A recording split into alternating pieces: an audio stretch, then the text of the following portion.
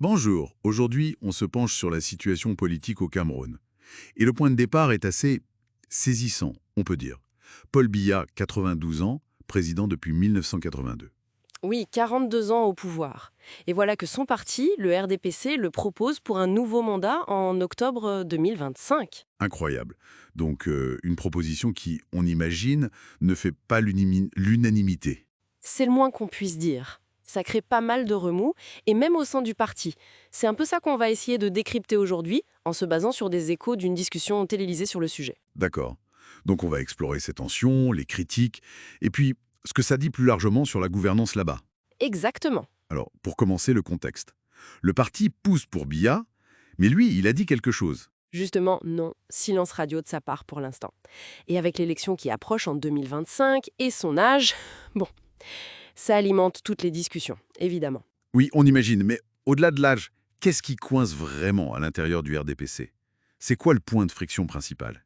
Alors, d'après la source, le gros point, c'est la légalité même de cette désignation. Il y a des voix dans le parti qui disent attendez, il faut un congrès pour désigner le candidat. Un congrès? Pourquoi? Parce que le dernier congrès officiel du parti, ça remonte à 2011. Le mandat du président du parti a été prorogé en 2016, mais pas de vrai congrès depuis plus de 10 ans. Ah oui, quand même. Donc, pour ces critiques, sans congrès, cette candidature manque de base, de légitimité interne, selon les statuts du parti. D'accord. C'est une querelle de juristes alors? Ou c'est plus politique que ça? C'est un mélange des deux, en fait. Face à cet argument des statuts, il y a ceux qui disent, bon, soyons pragmatiques, Biya, c'est le candidat naturel, historique. Pourquoi dépenser de l'argent et de l'énergie pour un congrès qui va juste confirmer l'évidence? Je vois le camp du pragmatisme contre celui de la procédure. Voilà. Mais cette tension, elle montre quand même que ça craque un peu.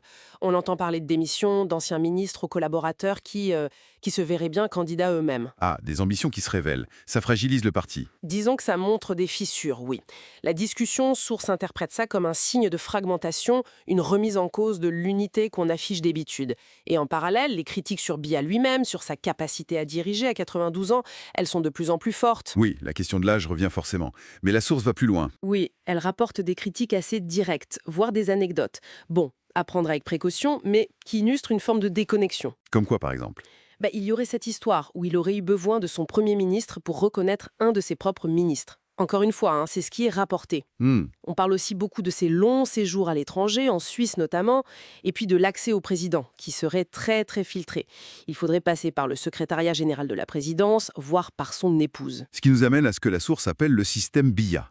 Ce n'est plus seulement l'homme, mais toute une organisation. C'est exactement ça. Le débat dépasse la personne de Paul Biya. On décrit un système basé sur une stratégie de, diviser pour mieux régner. Un système qui rendrait la succession très compliquée sans son accord explicite. Une façon de tout contrôler, même sans être omniprésent. C'est l'idée.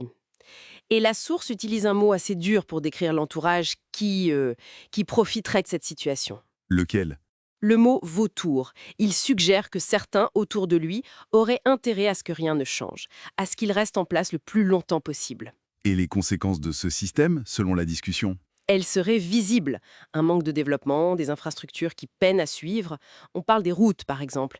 Et puis un sentiment de frustration chez les jeunes, qui se sentent un peu oubliés. Ce cas du Cameroun, il soulève donc des questions qui vont bien au-delà, pour l'Afrique en général. Absolument. La discussion rapportée élargit le débat. On compare avec d'autres dirigeants africains restés longtemps au pouvoir, comme Bouteflika en Algérie. Et à l'inverse, on cite Mandela, son mandat unique. Oui. Ça pose la question des modèles politiques. Est-ce qu'il faut absolument copier les modèles occidentaux, la limitation des mandats, etc. Ou est-ce que les pays africains doivent adapter leur constitution à leur réalité spécifique? La source mentionne même les monarchies européennes pour relativiser. C'est un débat complexe. Et assez ironique quand on pense au nom du parti. Rassemblement démocratique. L'ironie n'a pas échappé à la source, effectivement. Elle rappelle aussi les tensions lors des élections passées, le cas de Maurice Kamto par exemple. Ça interroge sur ce que veut dire démocratie dans des contextes où l'idée de nation est peut-être encore en construction face à des réalités ethniques historiques fortes. Et les jeunes dans tout ça? Comment ils sont perçus dans cette discussion? Ils sont décrits comme un peu coincés. Soit ils composent avec le système pour survivre, soit ils prennent le risque d'être mis de côté s'ils essaient de créer autre chose. Il y a comme un appel au courage pour qu'ils inventent des alternatives. Donc, Si on résume un peu notre exploration, on a une candidature possible de Biya qui divise profondément son propre camp. Oui, avec des arguments sur la légalité, des critiques fortes sur l'âge, la gouvernance, et surtout le sentiment d'un système politique un peu figé. Figé autour d'un homme et de son cercle rapproché. Et pour terminer, peut-être une question qui reste en suspens? Oui, cette discussion met vraiment en lumière une tension. Comment les pays africains peuvent tracer leur propre chemin démocratique? Un chemin qui tienne compte de leur histoire, de leur société, sans tomber dans les pièges du pouvoir à vie ou importer des modèles qui ne collent pas toujours. Une question qui dépasse largement le seul cas du Cameroun, c'est sûr. Assurément, c'est une réflexion pour tout le continent.